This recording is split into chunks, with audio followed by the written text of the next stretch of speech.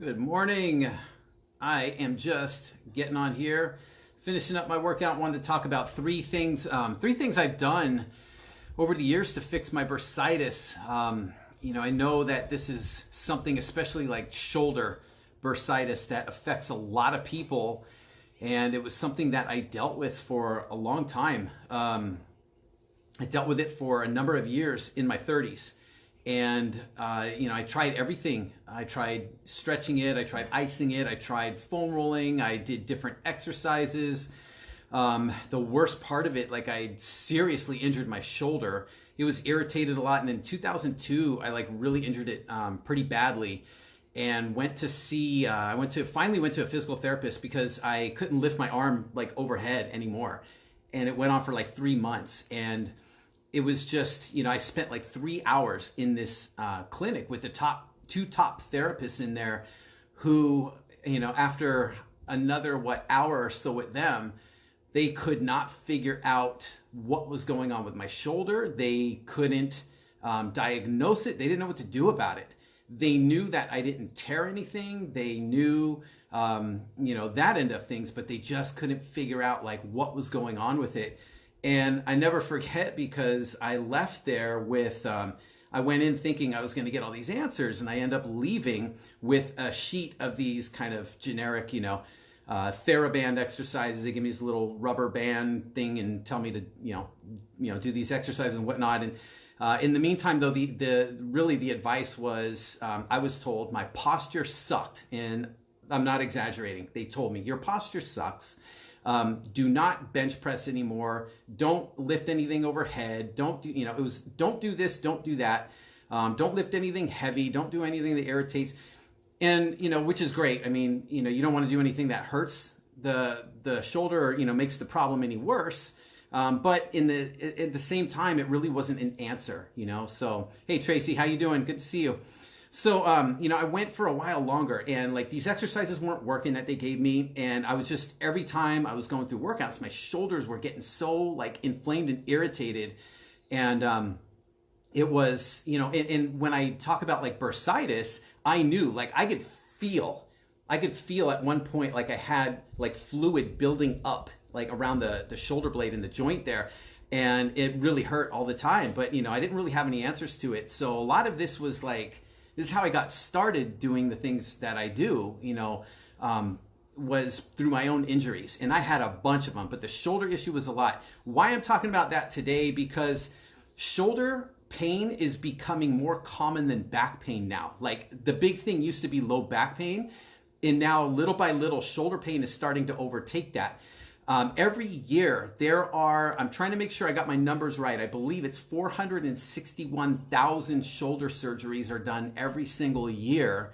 And they're predicting that it's going to be over 500,000 a year by 2023, I believe it is. So why am I bringing that up? Because, I think clearly we need some better solutions, because if people are in pain and it's getting to the point where there are literally, almost a 500,000 surgeries every year, and it's predicted to be over 500,000 or about 500,000, within another 3 years, that to me is not a very good outcome. That's not a good solution, right? There's got to be a better answer. So through my own experience is where like I figured a lot of things out. So I want to just share like three things I've done. I did it with myself, and that's where it really started. My shoulder started feeling a lot better. I got to the point where, not only I could lift my arm overhead, I was able to get back to doing what I wanted to do. For me, I like training hard. I like building strength and lifting heavy weights and doing stuff. You might not, and that's cool. That's not what this is about. It really is just more of something or some things that you can try and look into and explore in dealing with your own kind of, if you're dealing with bursitis. It could be even tendonitis, shoulder pain. This kind of runs, what I'm sharing isn't just specifically for bursitis. It works great for it, but it really works for a lot of other chronic pains in general. So the first thing I did was I had to look at like what was going on. So with me, I tried everything with the exercises and things. I even worked in 8 different physical therapy clinics over the period of like 3 years. So I got to work with a lot of different physical therapists, and I learned a lot, but I also got to see a lot in these clinics. I got to see things that worked well for people, and I got to see things that weren't working.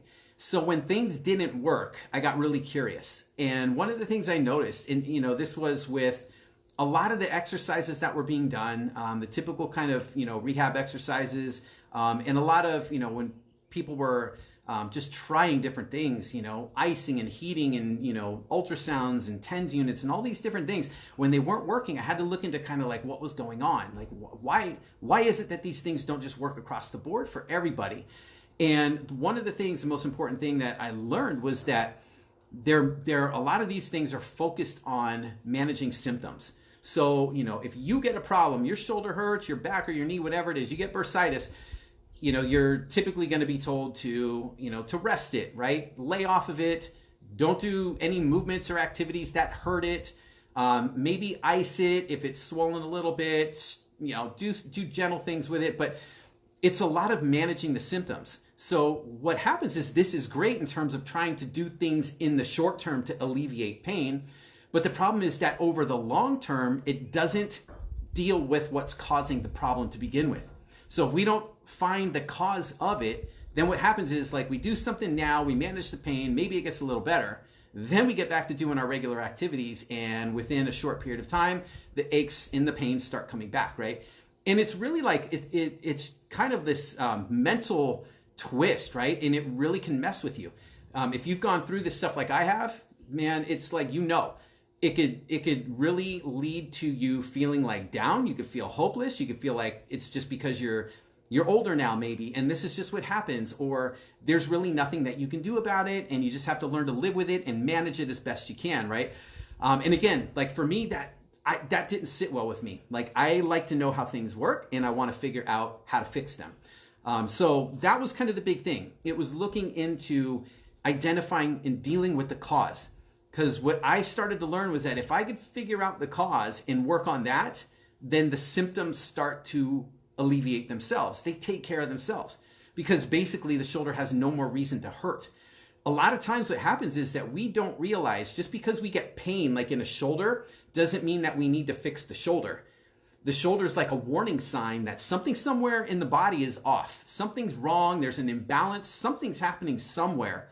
And what's happening is it's causing the shoulder to take a lot of stress and wear and tear. So the shoulder starts to hurt as a result. But if we try to fix the shoulder and the shoulder's not the problem, let's say there's a problem in the movement pattern, or there's an imbalance in the back, or something isn't right in the spine or the hips for that matter, it can affect the shoulder, even the neck, right? It could be a million different things. So if we try to fix the shoulder and we don't fix what's causing it in the first place, it's always going to keep coming back. And this is the problem with chronic pain with most people that I see. And, I was in that boat where I tried to manage symptoms and they just weren't working, or the things that worked didn't work very long. Pain always came back. So it's really identifying the causes instead of managing the symptoms, getting into understanding what is it that's behind this? Why is this hurting? What is going on? What's causing this? What is the big linchpin that if I deal with this one thing, it will fix the symptom over here of something else? Hey, Nicholas, thanks for watching. All right, so that's number one. Number two was, and this is something I see a lot. So a lot of times, like most of my clients that come to me with pain will tell me, I'll ask them like, what are the things that you've been working on? And almost always they've tried exercises. They are looking on Google or YouTube and doing strengthening exercises. So like, do exercises to strengthen the shoulder. Okay, well, great. But the problem with that is that what I've noticed is that the strengthening of the shoulder or whatever area hurts should not be the first thing that we do. It should not. Because again, if we look at the things that cause pain and we don't identify that, there's almost always a movement imbalance somewhere. Now that doesn't mean that, a movement imbalance doesn't mean that you can't move your arm around. A lot of times I see people who look like they have great movement, but when I really look at the movement patterns, I find things that are off. I find things that are not happening the way that they should. And it's almost always resulting in some kind of stress to either a shoulder, a neck, a knee, or something like that. So when we look at kind of the exercise component of the whole thing, the most important thing, is not to strengthen first. Strengthening should come after we deal with movement. It's like movement is the foundation for everything that comes after. Movement's the foundation that allows us to build strength, and not the other way around. So I see this happen all the time in rehabilitation settings. I see it just, with people who are looking for, like their doctors are telling them. And this is not to bash doctors or anything like that. I'm not saying that. It's just the advice is kind of backwards, where they're being advised to like do some of these certain exercises to strengthen the joint or to strengthen the muscles around the joint. But again, if the movement in that joint is not happening the way it should, and you try and strengthen something, you add resistance or load to something, it's going to compound the imbalance, and it could make pain worse. And this is why I see it happen left and right in gyms, in health clubs, all across everywhere, where people who are exercising to get healthy and stay fit are, over time, getting injured. They're coming down with nagging aches and pains and things from their exercise programs that are supposed to help them feel better, not worse. This is what's going on with it. So we've got to, really look at, and this took me a long time and a lot of pain that I had to go through before I understood that I need to stop looking at strength before I look at movement, right? So we've got to look at movement first, making sure that we've got the right movement patterns happening before we start to strengthen something. All right, so that's two. And then the third was, is really just, it's not about like what we're doing so much. So for example, I hear a lot of times people will tell me like, I used to do push-ups, or I used to do squats, and then now they have knee problems, or they used to do push-ups, now they have elbow problems or shoulder pain. And so they start saying, well, I can't do that exercise anymore because it's bad for my shoulder, or I can't squat anymore because it's bad for my knees. And they're being told this kind of stuff too, right? If something hurts, don't do it anymore. So we start avoiding movements because we think they're bad for us. What I've come to learn from this is that the movements themselves are not the problem. In almost every case, it's not a problem with the movement. The problems happen with how we perform the movements. When something's off in our bodies, we're not able to perform the movements the right way. It might seem like we do, because we really have no reference for what wrong feels like sometimes, because we've been doing things the way we do them for so long that we think we do them right. But the problem is that like when we're not performing movements right, then over time it's going to create imbalances and create stress, wear and tear to muscles, joints, tendons, ligaments, and cartilage. And then we get pain. But by the time we get pain, a lot of times it's months or years after. It's repetitive type insults to the joint, to the tendons, ligaments, cartilage, and muscles that over time they're so little that nothing goes wrong. And then months or years later, we come down with this pain and we don't know what happened. It's like, I've been doing everything the way that I normally do, and I don't know why I hurt all of a sudden. Well, it must be because I'm getting older, right? It must be because I can't do this exercise or this movement anymore because it's bad for me. And it's not the case. We just really have to understand how to do things the right way. So it's about quality, not quantity. It's not so much what we're doing or how many sets we need or reps of this or, what certain exercise do I need that's going to magically heal my bursitis. No, it's understanding that we have to be better at performing the movements we do really, really well. We have to understand how to do them safely and effectively to take stress, wear and tear off the joints, tendons, ligaments, muscles, and cartilage. All right, so those are the three things. I mean, and these are not like, I could name exercises, I could name therapeutic modalities and everything, but all of these things are really just designed to address the symptoms. They're focused on managing symptoms. And the problem when we manage symptoms is that they don't identify and address and eliminate the cause. So pain tends to come back.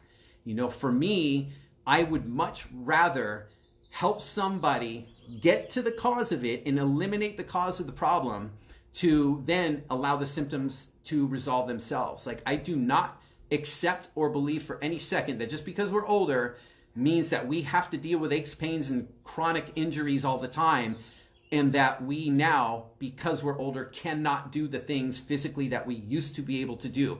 Yeah, maybe we're not as fast as we used to. Maybe we can't run the same way or as fast as we used to. Maybe we can't jump like we used to. but it doesn't mean that we can't do the things we want to do. So there's a big difference with that. We just have to be more diligent. And really, I find working on these kind of 3 areas in here that I talked about, these are things that will help to resolve help to identify and eliminate the cause of the problem. And that way the symptoms can kind of resolve themselves. If we give our bodies the environment to heal, then the symptoms will take care of themselves. But we got to start by giving the right environment. So identifying the causes rather than managing the symptoms, number 1. Movement, focusing on movement before strength, number 2. And number 3, quality over quantity. It's not what we're doing, and movements and things are not bad for us. It's how we're doing it that matters the most. So I hope that helps. This has gone on a bit longer than I wanted to, so I'm going to sign off for today. If you have any questions or comments, or you're dealing with some kind of nagging pains or chronic injuries and you can't seem to fix it, it's not working, message me or comment down below and let me know, and I'll be happy to help in any way that I can. All right, you guys, have a great week, and I will see you next time. Stay strong and take care.